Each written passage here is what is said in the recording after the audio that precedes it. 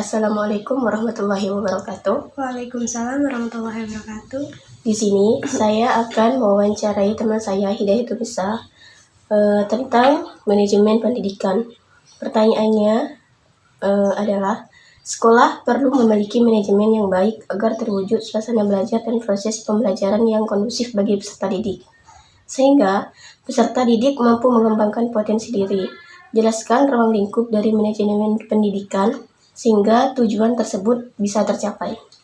Jadi untuk mengembangkan potensi diri pada peserta didik, adapun ruang lingkup manajemen pendidikan yaitu yang mencakup peserta didik, kemudian kurikulum, tenaga pendidik, fasilitas pendidikan, dana pendidikan, ketata laksanaan lembaga pendidikan dan hubungan lembaga dengan masyarakat, serta kepemimpinan dari pendidikan tersebut dan supervisi pendidikan.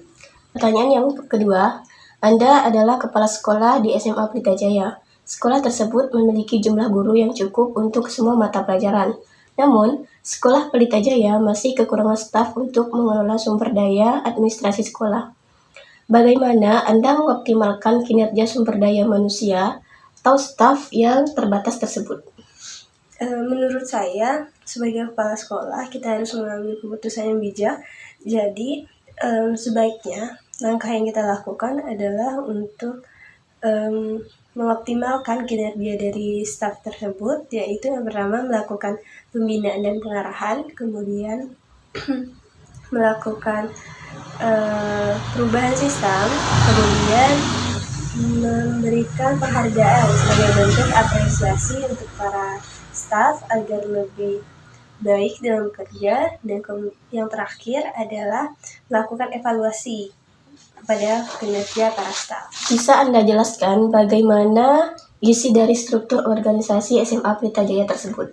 Adapun struktur dari organisasi SMA Pelita Jaya, yaitu yang pertama terdapat kepala sekolah dan komite sekolah. Kemudian di bawahnya terdapat Kasubag tenaga administrasi sekolah yang berasal dari pusat. Kemudian terdapat 4 waka, yaitu waka kurikulum, kesiswaan, humas, dan sarana dan prasarana. Di bawahnya terdapat dewan guru atau wali kelas. Dan yang kedua adalah para staf tenaga administrasi sekolah. Dan yang terakhir adalah para peserta didik. Baik, pertanyaan yang ketiga. Ada tipe kepemimpinan tersebut. Sebagai kepala sekolah, Anda akan memilih tipe kepemimpinan yang seperti apa? Jelaskan pilihan Anda tersebut.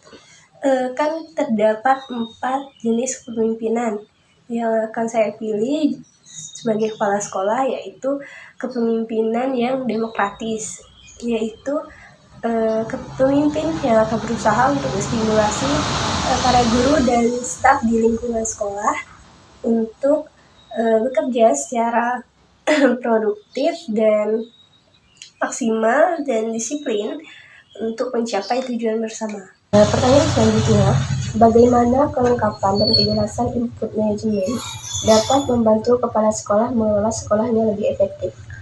Adapun input manajemen yang dimaksud yaitu meliputi tugas yang jelas, kemudian rencana yang rinci dan sistematis, kemudian program yang mendukung pelaksanaan rencana, kemudian ketentuan-ketentuan aturan main yang jelas sebagai pamitan bagi warga sekolah untuk bertindak, dan sistem pengendalian mutu yang efektif dan efisien.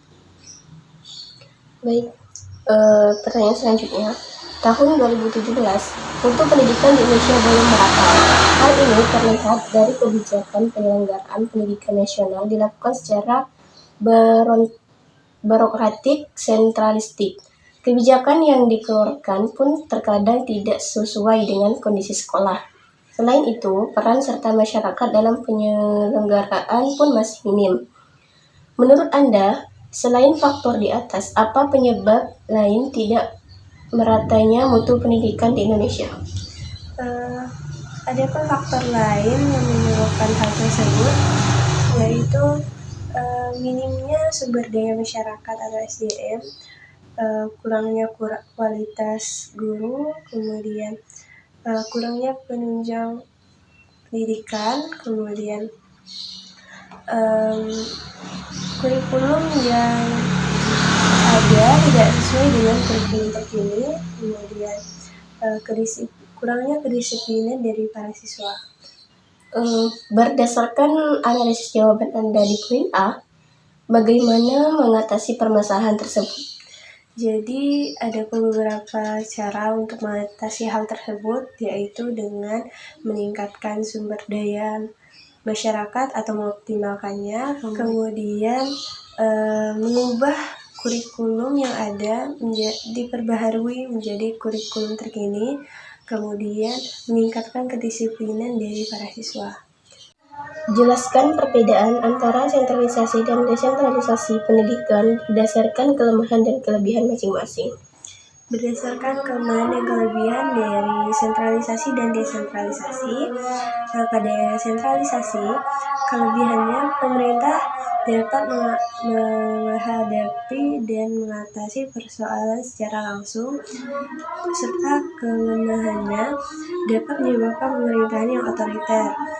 Lalu desentralisasi, pada kelebihannya rakyat lebih bisa berpartisipasi, serta kelemahannya dapat menunjukkan sifat kedaerahan. Jadi perbedaan pada sistem sentralisasi dan desentralisasi yaitu pada sistem sentralisasi segala sesuatu yang berkenaan dengan pelaksanaan pendidikan diatur secara ketat oleh pemerintahan pusat, sedangkan pada sistem desentralisasi wewenang pengaturan tersebut diserahkan kepada pemerintah daerah.